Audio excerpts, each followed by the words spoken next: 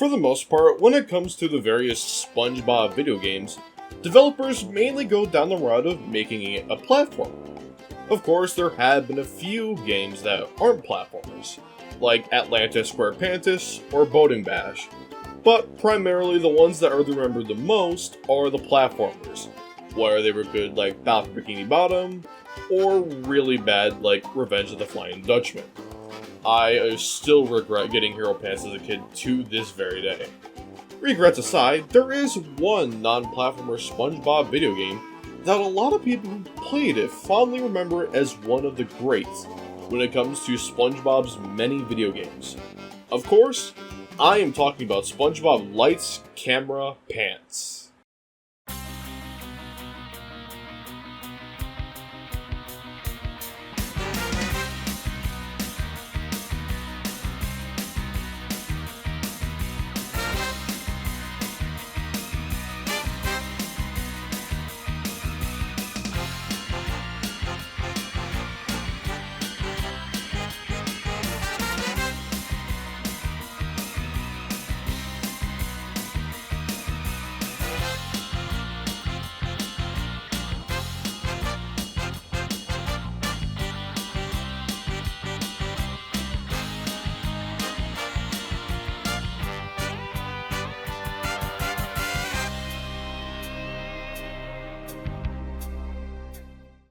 Out of the 4 SpongeBob games from this console generation, I honestly think Lights, Camera, Pants had to be the one with the biggest impact on me, which I will get onto later near the end of the video. Lights, Camera, Pants, or LCP, was developed in-house by THQ Australia, who were also the team that developed Attack the Twonkies, so clearly these 2 games were their best work. The game is not a platformer as I previously mentioned, but instead a party game. Move over Mario, SpongeBob has come to take the party game crown. I'm kidding, but in reality, this is entirely nothing like Mario Party, or really any party game for that matter. No boards, no dice rolling, no stars, and no turns. Just minigames galore and non-stop action. Before I begin this video, if you do enjoy it at any point whatsoever, or like any of my content, be sure to hit the subscribe button to show your support. With all that out of the way, let's get on with the show and talk about one of my favorite party games of all time. Unlike most party games, this one actually has a story to it. Director Gil Hammerstein has been tasked with finding actors to play roles for an upcoming Mermaid Man and Barnacle Boy episode, including the big supervillain role only for the best actor he can find. So, who better than SpongeBob and friends, and even Plankton, to compete in various minigames to win the roles in the episode? Honestly, it's really unique, and just like Battle for Bikini Bottom's story, I feel like it could fit as an actual episode. I also really like the original character of Gil. He's got some charm to him when watching the talk between areas. You audition through different locations throughout Bikini Bottom to go through challenges set by a character from the show, like Mrs. Puff, Larry, Karen, and even other characters like Kevin, Bubble Bass, and Squilliam Fancyson. I wonder whatever happened to him in the show. He never really shows up much anymore besides cameos, which is surprising since he's a quite interesting character that's always has some of the best episodes of Squidward. Yes, even House Fancy, if you just ignore that one scene. We all know the scene, I don't need to describe it. Hey, future Luigi script editing here. This part was written before Titans of the Tide was even teased, revealed, and released. So for anyone who missed my last video on the game, since it was like an hour long, Squilliam actually appears in the game as an NPC. Show-wise, still only appeared as cameos, so Titans of the Tide is his latest voice-acted appearance besides the episode Back to the Past. Speaking of, back to the video. Rambling about characters aside, each section has 3 minigames. Get enough points in all 3 of the minigames and you will get the role. Tie with another player in that section, and you'll have to play rock, paper, scissors to figure out who gets that role. 3, 2, 1.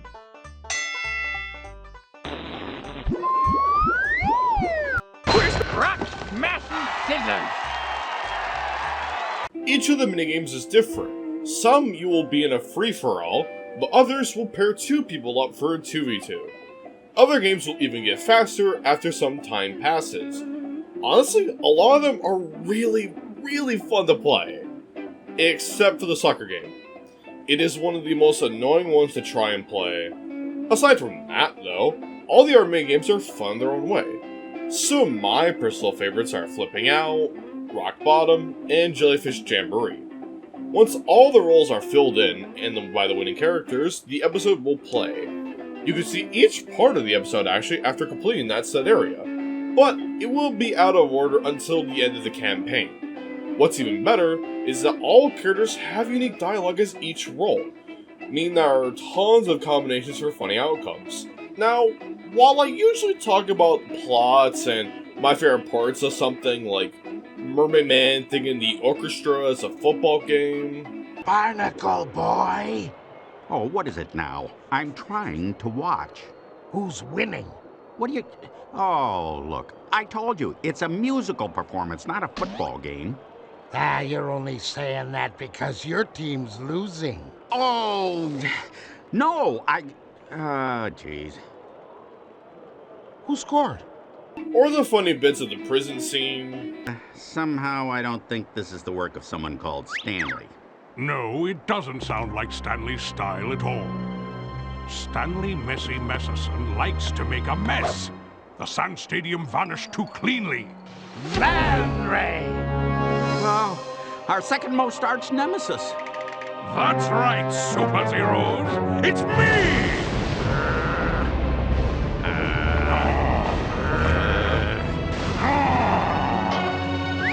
So, what are you in for?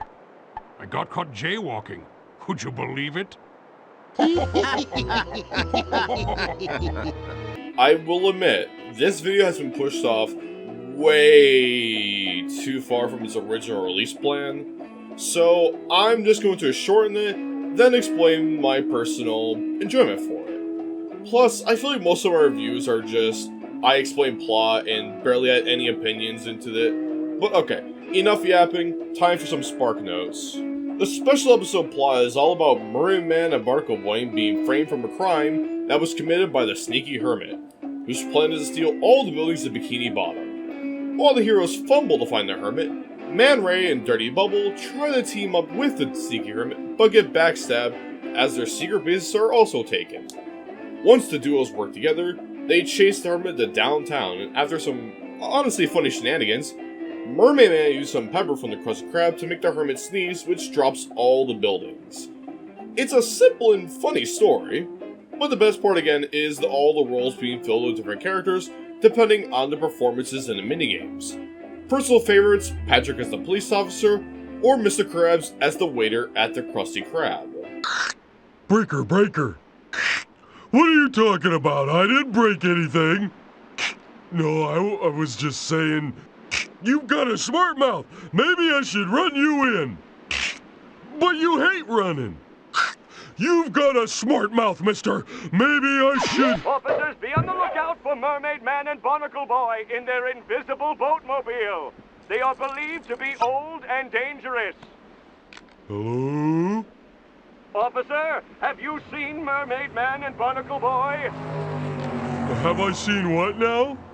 That sounded like the invisible boatmobile. Was that them? Who? Mermaid Man and Barnacle Boy! Oh, yeah, I guess. Apprehend them at once. Copy that. Over and out. I'm in hot pursuit. You're not that hot. You've got a smart mouth. Maybe I Now! Oh, yeah. Now, it's back to the previous point of why this game had a big impact on me, despite owning the 3 other Swindle video games I've talked about as a kid. It's most likely because I loved to play with my older sister. I was a stupid kid, yes, so I sucked at the game. But playing it with her was a fond memory of mine. The one time we actually bonded instead of fighting as usual. At least I think we did usually play together. But still, the game does mean a lot to me because of that. Yet more than Battle for Bikini Bottom ever did. Even if it is the better game. I still have my old GameCube disc of it as a memento of my childhood moments of the family GameCube and the moments I've had with my big sister growing up. She'll never watch this video, so that's a thing, but still, I just wanted to kind of explain why I had a personal bias for this really fun party game.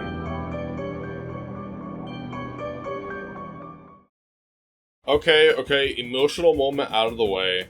Despite the Purple Land team sticking to making new original Spongebob games, I would kill to see them go back to remakes and making the older games much better. So, I think Lights Camera Pants deserves a remake. Besides the game being fun and unique to other party games, I think it could really benefit from a remake. Like, fixing issues, making some other minigames better. CR Stampede. Sorry about that, something in my throat. But the one thing that would make a potential LCP remake the best is some form of online. Whether that's a full campaign online session, or just for randomly selected minigames for people to compete in between friends. I think any online addition to this game would make it fun to play, even if it's just an online leaderboard for best score between friends or online worldwide.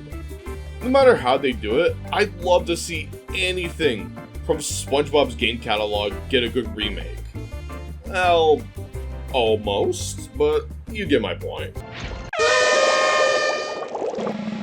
Winning's sweet, but money's better. Oh my god. I've never completed that 100%. Oh my god. That was crazy. Oh my god. I'm still gonna put this in the video, but like, oh my god. So, how would I rank the 4 SpongeBob games in this childhood era? I would say number 4 is the movie game.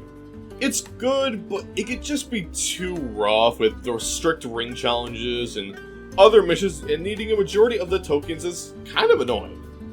Number 3 would be Creature from the Krusty Krab. It's a fun time, but with the game not allowing to go back to certain sections in each level, it kills people wanting to 100% complete the game, take for the other 2 endings. Number 2 goes to LCP because of my history with the game as a kid, and it's just a blast no matter if you're alone or with friends. And number 1 goes to Battle for Bikini Bottom. It's still a cult classic and a personal favorite of all time when it comes to platformers. It's just a great game with its references, levels, bosses, etc. None of them are bad. Even if I put Movie and Creature from Krusty Krab at the bottom half, I still think all of them have their own positives and negatives, and I love them all equally.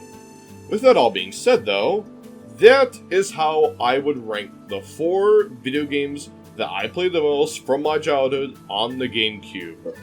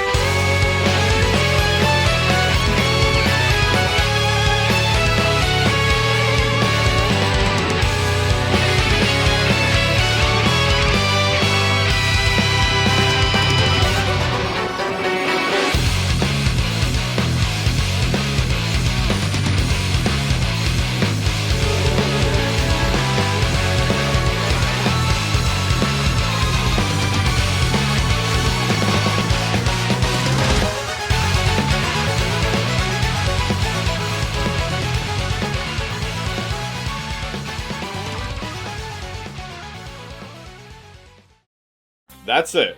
We are finally done with the Spongebob video remasters.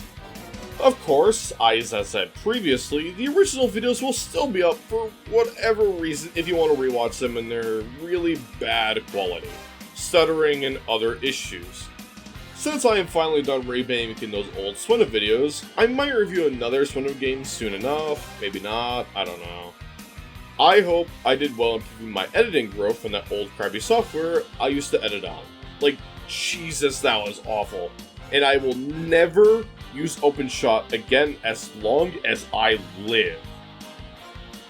Anyways, comment down below what game out of the 4 that I've covered were your favorite, and while you're down there, hit that subscribe button if you're new around here. With all that being said, I will see you all in the next video.